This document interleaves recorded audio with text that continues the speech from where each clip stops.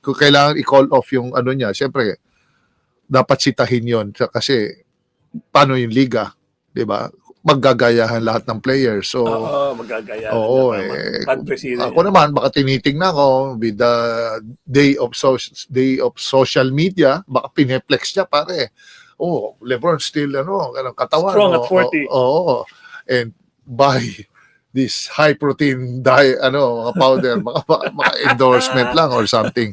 Pero syempre, alam mo naman, pare, as an athlete, para ka nasa aquarium, lahat tinitingnan, kada kibot, kada galaw, kada ikot mo dyan, may puna, ano ginagamit, ano ba habit ni LBJ, ano yung The King, ano pang ginagano, ganun pala siya mag-warm up.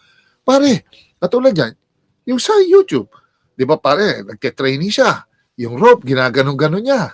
O, pare, lahat ngayon, nagwe-weights, lahat ng PBA, amateur, lahat nagkaganon ng yung rope sa CrossFit. Tama. Pero kung minsan, titignan din nila, dapat baka curated na yun. Baka naman yun, sa ibang month niya ginagawa yun. Baka naman sa cross-training niya yun. Hindi talaga sports-specific workout yun or functional training. Hindi eh.